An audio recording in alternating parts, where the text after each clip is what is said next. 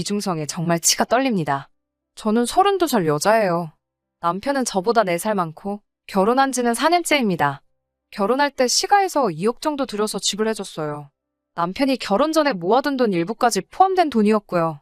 집을 알아보는 동안 의견 차이가 있어서 결혼하고 나서 반년 정도는 월세방을 구해서 살림을 시작했습니다.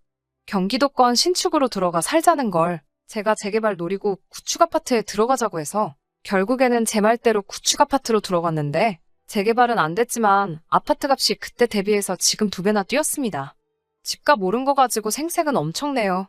시댁도 시댁이지만 남편이 자기 덕분에 우리가 앞으로 10년은 모아야 할 돈이 한 번에 들어온 거 아니겠냐며 엄청 난리부르스예요. 집값 오른 거 당연히 좋은 일이지만 가계부 관리하는 저로서는 사실 와닿지도 않아요. 이 집이 2배 올랐다고 해서 다른 집이 안 오른 것도 아니고 더 늦기 전에 아이도 가져야 하는데 13평짜리 방 한 칸 비좁아 터진 아파트에 살면서 아이를 어떻게 키우냐는 생각도 듭니다. 이사를 생각 안 해본 건 아니지만 말한 대로 다른 집도 올라서 선택권이 넓은 것도 아니고 그래서 그냥 기억 없이 재건축만 기다리고 있네요. 시어머니는 그냥 집이 좁으면 어떠냐고 늦기 전에 아이를 먼저 가지라고 하는데 제가 육아 때문에 직장을 그만두면 그만큼 수입도 줄어들어서 가게도 어떻게 될지 확신도 안 서고요. 또 이사를 가고 싶어도 재건축이 언제 될지도 모르니 섣불리 나섰다가 지금 집값 2배 정도 뛴 거 가지고도 저렇게 노래를 부르는데 행여나 재건축돼서 집값이 또 뜨게 되면 어떤 원망을 들을까봐 말도 못 꺼내고 있어요. 시가에서 집 해줬다고 저 결혼할 때 뭐 기우는 결혼한 거? 그런 건 절대 아닙니다. 월급도 큰 차이가 나는 건 아니지만 신랑보다는 제가 조금 더 벌어요. 집이 좁아서 혼수 채우기가 애매하니 그만큼 현금 해단도 많이 했고 시아버지 오래된 연식 자동차 끌고 다니시는 거 신형으로 바꿔드리기까지 했어요. 혼수에 결혼 비용까지 2,500이면 끝날 거 차 바꿔드리고 현금 해단까지 하고 그래서 저희도 물론 시댁 쪽 지원금에 비해 적은 돈이긴 하지만 이것저것 다 더하니 8천 가까이 들었습니다.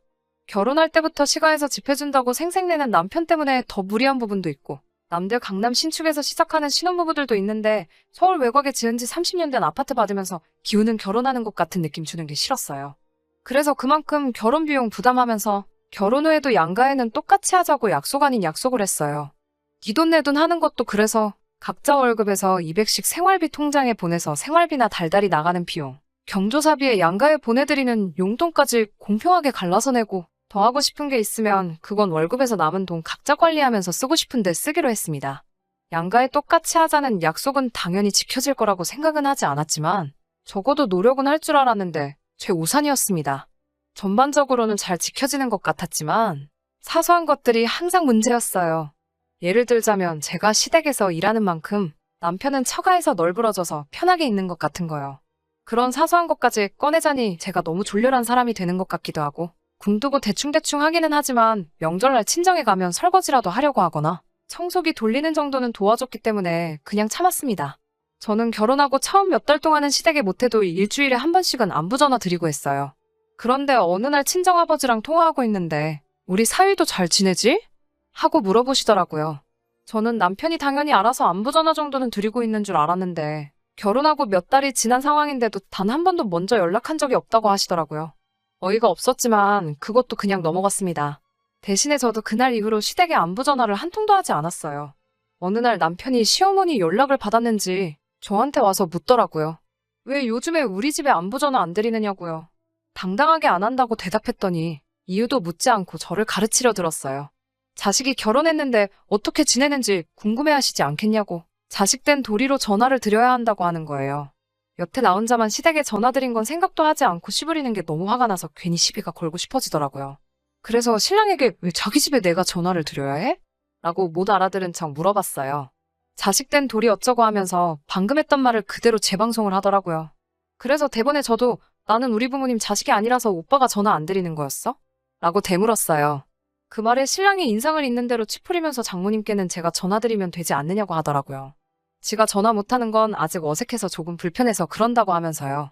그래서 저도 시어머니하고 전화하는 거 어색하고 불편하다고 무슨 말 하는지 다 이해한다고 말하고 앞으로는 저는 친정에, 신랑은 시가에 각자 부모님께 알아서 안부 전화드리면 되겠다고 빈정대면서 이야기했어요. 그때 처음으로 남편이 본심을 말했습니다. 어떻게 부부가 똑같이 하냐고. 네가 하는 게 같은 여자끼리고 더 살가우니까 더 좋아하실 거 아니냐고 하더군요. 그걸로 한참을 네가 하네 내가 하네 싸우다가 신랑도 고집부리고 결국 결론이 안 날 것 같아서 그냥 앞으로 전화는 각자 부모님께 알아서 하는 걸로, 이걸로 다시 이야기하지 않기로 확실하게 못 받고 마무리 지었습니다. 그렇다고 진짜로 아예 안 한 건 아니에요. 처음처럼 매주 연락드리는 건 아니지만 가끔씩 안부도 묻고 하고 있어요. 최소한의 도리라고 생각하거든요. 남편은 그 뒤로도, 아니, 아예 결혼하고 단 한 번을 우리 부모님께 먼저 연락드린 적은 없지만 퇴근하고 같이 있을 때 한 번씩 전화 바꿔주고 하니 그냥 그걸로 하고 있다는 셈 치고 위안 삼으려고 했어요. 아무튼 사건은 최근에 벌어지게 됩니다. 제가 회사 생활 5년간 하면서 한 달에 5만 원씩 따로 적금을 들어놓은 게 있어요. 어머니 환갑 때 지중해로 크루즈 여행 한번 보내드리려고요. 그 적금이 만기가 돼서 잠깐 예금 통장에 들어왔어요. 이자 조금 해서 돈이 어느 정도 목돈이 되어 있더라고요. 어머니 환갑까지는 몇 년이 더 남았으니 새로 적금 가입하고, 요즘 시국도 시국이고 지중해 크루즈 여행이 생각보다 비용이 비싸서 몇 년 더 모아야겠더군요. 그런데 남편이 통장 조회를 했는지 이 돈이 뭐냐고 물어보더라고요. 엄마 환갑 때 두 분 크루즈 여행 보내드리려고 모아둔 거라고 결혼 전부터 모으고 있던 돈이라고 말해줬어요. 그랬더니 우리 부모님은 어쩌고? 이러고 있더라고요. 시어머니랑 저희 어머니랑 동갑이시거든요. 그래서 그거야, 오빠가 따로 부모님 환갑 때 하려고 준비한 거 있을 거 아니냐고. 그걸로 보내드려야지 했지요. 그랬더니 자기는 따로 모은 게 없다고, 이 집 살 때 전 재산 다 쓴 거라고 하더라고요. 아직 양가 어머님 환갑까지는 시간이 있으니까 그럼 지금부터라도 모아서 어디 가까운 일본 료칸 여행이라도 보내드리면 되지 않겠냐고 했어요. 그랬더니 대번에 니네 엄마는 크루즈 여행 보내고 우리 엄마는 온천으로 때우려고 하는 거냐며 성질을 박박 내며 뭐라고 하네요. 어이가 없어서 나는 이거 결혼 전부터 계속 모으고 있던 거라고, 내가 우리 엄마 아빠 보내주려고 모은 걸 왜 나누냐고, 시부모님 여행 보내드리고 싶으면 지금부터라도 열심히 모으라고 했어요. 그랬더니 대번에 결혼 전이래봐야 1년밖에 더 되냐고, 결혼하고 나서도 모아왔으니 그건 엄연한 횡령이라고 하면서 입에 거품을 물면서 발악을 하더군요. 억지 좀 부리지 말라고, 각자 생활비 통장에 돈 넣고 남은 돈 관리하기로 하지 않았느냐고, 내가 이만큼 모을 동안 오빠가 못 모은 게 오빠 잘못이지 그게 내 잘못이냐고 한바탕 싸웠어요. 남자가 그 돈 가지고 어떻게 사회생활 하냐고, 군말 없이 꼬박 생활비 통장에서 돈 안 빼쓰는 것만으로도 감지덕지하라면서 호통을 치는 말에 나라고 사회생활 안 하냐고, 나도 일 때문에 만나는 사람 많은데도 다 모으지 않았냐고 하니 대답을 못하고 있었어요. 결국에는 안 되겠다 싶었는지 집값 오른 이야기를 또 꺼내더군요. 제가 그만큼 돈을 모을 수 있는 게 다 누구 덕분이냐면서, 집 해준 시부모님 덕분 아니겠냐면서, 남들 뼈 빠지게 대출이자 갚을 때 편하게 살고 있는 게 누구 덕분인지 생각해보라고, 그깟 몇백만 원이 아까워서 그걸 가지고 치사하게 구냐고 정색을 하면서 덤벼들더라고요. 시부모님 여행 보내드리는 게 돈이 아까워서 그러는 건 줄 아냐고, 엄연히 나도 쓰고 싶은 거 참으면서 모은 돈이고, 오빠가 앞으로 돈을 모아서 시부모님 우주여행을 시켜드리든 저는 신경 안 쓴다고, 효도하고 싶으면 저한테 대신 시킬 생각 하지 말고 직접 하라고 했어요. 너 잘났다라면서 네 맘대로 하라고 하고는 기어이 그날은 밖으로 뛰쳐나가 외박을 하고 들어오더라고요.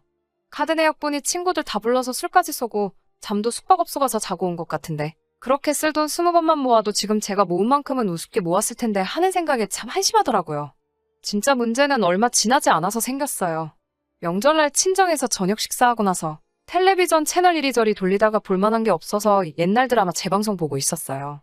드라마에서 부모가 모아둔 게 없어서 딸한테 신세를 지는 장면이 나왔는데, 그것 때문에 딸이 남편에게 눈치를 보고 있는 장면이 나왔어요.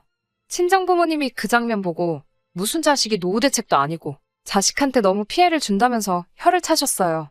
평소에는 우리 부모님 불편하다고 말도 안 붙이던 남편이 괜히 맞다고, 결혼이 무슨 회사 인수합병 하는 것도 아니고 자기도 그 말이 100번 맞다고 생각한다고 맞장구를 치더라고요. 그러고 돌아오는 차 안에서 진지한 표정으로 저한테 물어보더라고요. 혹시 장인 장모님 노후 대책은 다 되어 있으시냐고요. 다 되어 있는 건 맞았는데 왠지 기분이 쎄해서 알려주기가 싫었어요. 그래서 워낙에 그런 거 잘 말씀을 안 해주셔서 잘 모르겠다고 대답했는데 남편 표정이 아주 가관이었습니다. 그러고 나서 하는 말이 노후 대책이 안 되어 있으면 큰일인데 이러면서 걱정하더라고요. 그게 무슨 뜻이냐 물었더니 앞으로 큰 집으로 이사가면 시부모님을 모시고 살 계획이었는데 장인 장모님이 노후 대책이 안 되어 있으면 어떡하냐고 원망하듯이 말하더라고요. 시부모님을 모시고 산다니 그건 결혼 전에도 하지 않은 이야기고 양가 똑같이 하기로 하지 않았느냐고 따졌어요. 나도 맞이인데 노후 준비가 돼 있으신다고 한들 어디 아프시기라도 하면 그게 시부모님이든 친정부모님이든 자식들이 모셔야 되는 게 도리이지 않느냐고 했더니 또 정색을 하면서 집값 오른 이야기를 또 꺼내더군요. 우리 부모님이 집 해주지 않았냐고, 친정에서는 해준 게 없지 않냐면서 당연히 집값을 내준 만큼 노후 준비를 못하신 게 맞으니 시부모는 우리가 모시고 사는 게 맞다는 논리를 펼치더라고요.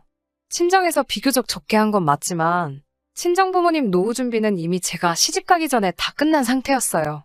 남편은 말도 안 되는 소리 하지 말라며 그게 결혼 전부터 준비된 건지 아닌지 자기가 어떻게 믿냐고. 남편하고 집에 오는 차 안에서 시부모님을 모시네 마네가지고 한바탕 하다가 결국 남편이 그럴 거면 갈라서 자면서 이혼 이야기를 먼저 꺼내더라고요. 단기간 결혼을 한 경우에 재산 분할이 각자 해온 것을 회수하는 식으로 진행되는 걸 알고나 있냐고. 이혼당하기 싫으면 자기한테 잘하라는 듯이 이야기를 하더군요. 혼수면 시아버지 바꿔드린 차를 가져온다고 해도 감가상각이 적용되기 때문에 제가 손해볼 거라는 걸 알고 이혼하자는 말에 겁먹을까봐 꺼낸 말 같았어요. 그런데 매번 이런 식으로 대화가 오고 갈 때마다 집값 오른 걸 가지고 생색내는 것도 짜증나고 더 이상 견디기 힘들어서 저도 같이 이참에 아예 갈라서자고 했습니다. 나중에 후회하지 말라고 호통을 치는 모습을 보니 아주 역겹더라고요. 얼마 뒤에 이혼 전문 변호사를 찾아갔는데 제 경우에는 남편이 알고 있던 사실하고는 조금 다르더라고요. 제가 핸드폰도 신혼살림 차리기 전부터 쓰던 걸 아직도 사용하고 있던지라 남편과 결혼 준비하면서 주고받던 대화 내용이 그대로 저장되어 있었어요. 그때 경기도권 신축 가자고 우기던 남편과 재건축 예정인 구축을 구하자고 저와 의견 다툼을 하던 대화 내용도 그대로 저장되어 있어서 변호사님이 그걸 보더니 혼인 중에 부부가 협력하여 이룩한 재산이 있는 경우에는 재산 분할을 청구할 수 있다는 말을 해주더라고요. 그때부터 남편 얼굴이 사색이 돼가지고 이혼은 그냥 해본 소리라고 자기가 잘못 생각했다며 다시 잘 해보자는데 이미 오만정이 다 떨어져서 남편이 원하는 대로 이혼해주려고요. 그때 그 울상이 된 표정만 생각해도 속이 아주 꼬셔 죽겠어요. 그런데 그걸로는 만족이 안 되네요.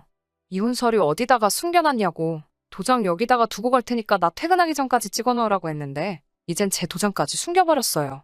하지만 결국 남편과는 이혼할 계획입니다. 그동안 가질 않아서 휴가도 쌓인 게 많으니 친정부모님하고 그 돈으로 세계 일주나 다녀와야겠어요.